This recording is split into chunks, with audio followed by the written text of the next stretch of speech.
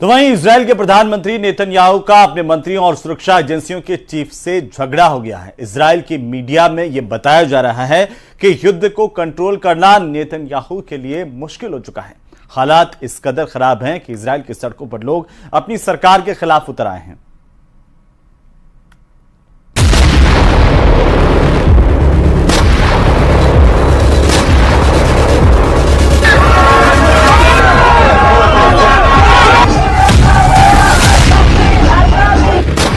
एक तरफ गाजा की सड़कें नेतन्याहू के धमाके से दहल रही हैं, दूसरी तरफ इजराइल की सड़कों पर ऐसा हाहाकार मचा हुआ है कि नेतन्याहू की सत्ता डोल रही है। एक तरफ इजराइल गाजा पर लगातार बम गिरा रहा है, तो दूसरी तरफ तेल अवीव की सड़कें नेतन्याहू के खिलाफ नारों से गूंज रही हैं। गाजा का युद्ध अब ऐसे लेवल पर पहुंच गया है जब हमास से ज्यादा इजराइल की पब्लिक डरी हुई है। नेतन्याहू इन प्रदर्शन कर रहे लोगों के बीच विलन बन चुके हैं, क्योंकि हमास तो सीज फायर के लिए तैयार है, लेकिन इजराइल बमबारी रोकने के लिए राजी नहीं है।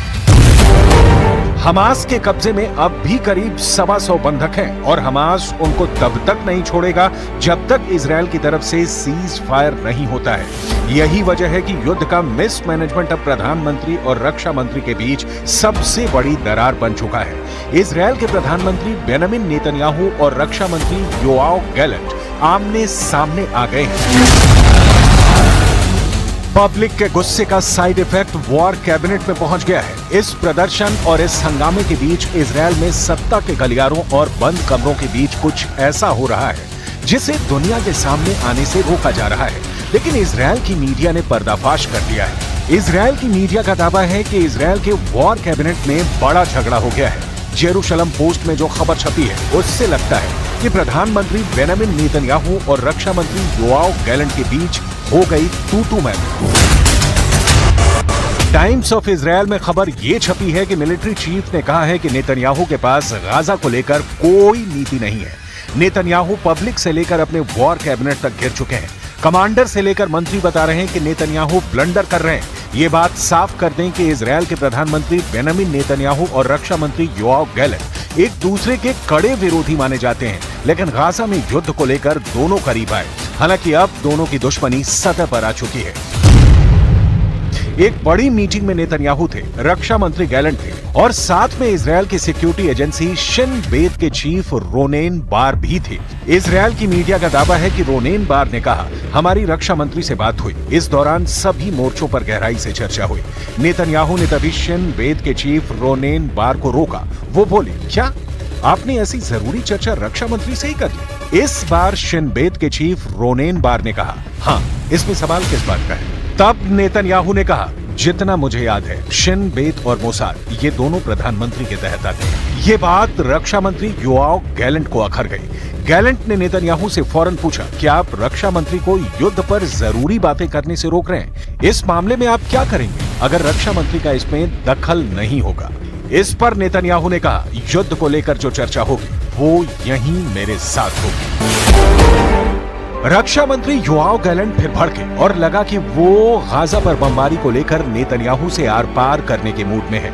रक्षा मंत्री ने प्रधानमंत्री की बात पर ऐतराज जताते हुए कहा, जब भी आप युद्ध को लेकर चर्चा करते हैं, हम मीटिंग में पूरी तैयारी से आते हैं। इस तैयारी के लिए भी मुझे अफसरों से बात करनी होती है। दिक्कत यह है कि आप इस तरह की मीटिंग नहीं करते हैं। अब यहीं पर नेतन्याहू का चेहरा देखने लायक था, क्योंकि एक कैबिनेट मिनिस्टर उन्हें उनकी कमियां बता रहा था और वो कुछ नहीं कर पाए। अब सवाल है कि इजराइल की पब्लिक क्या करेगी? क्या इजराइल के प्रधानमंत्री और रक्षा मंत्री की लड़ाई सड़क तक पहुंच जाएगी या पहुंच चुकी है? Blood of the hostages is on your hands. You are complicit in their criminal abandonment. We received another chilling testament today proving the desperate situation in Hamas captivity. The hostages are out of time. Soon, even those who managed to survive this long will no longer be among the living. They must be saved now.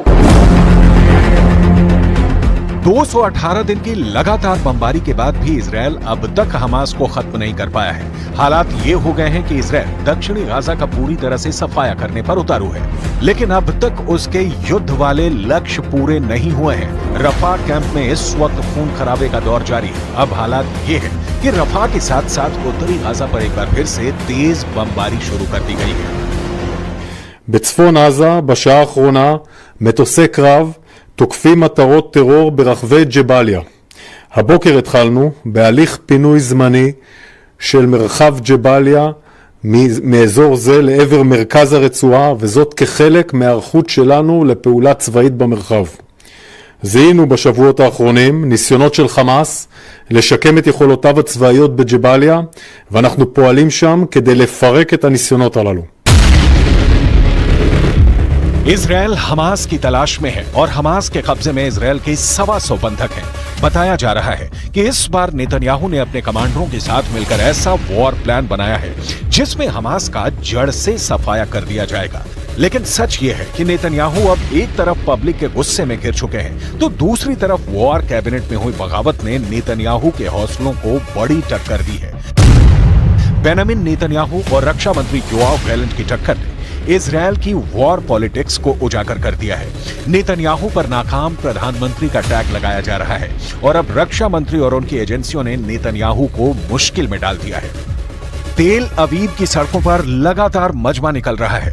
लोग युद्ध रोककर बंधकों को छुड़ाने की मांग कर रहे हैं और यही वजह है कि नेतन्याहू अपने वॉर एजेंडे और बंधकों को छुड़ाने वाली डिमांड के बीच फंस कर रह गए हैं।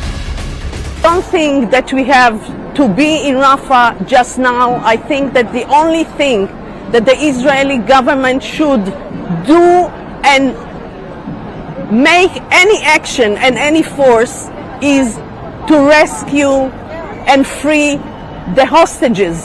This is the first mission that our Prime Minister and the government has to do right now. Rafah can wait. I don't believe that this is the most important action that should be taken just now at this moment. Netanyahu ने अपना पूरा focus दक्षिण Gaza के रफा को बनाया हुआ है। यहाँ करीब 20 लाख आबादी का जो बड़ा हिस्सा बचा है वो यहीं पनाह लिए हुए है। वहीं रफा और इजरायल बमबारी ना करें, इसके लिए अमेरिका से भी हथियारों का ऑर्डर ब्लॉक कर दिया गया है। लेकिन नेतन्याहू बोल चुके हैं कि जरूरत पड़ी तो वो नाखूनों से भी लड़ेंगे और इस वक्त वो बिल्कुल नहीं हटेंगे।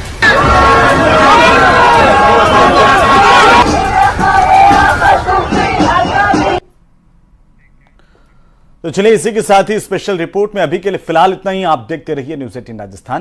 नमस्कार।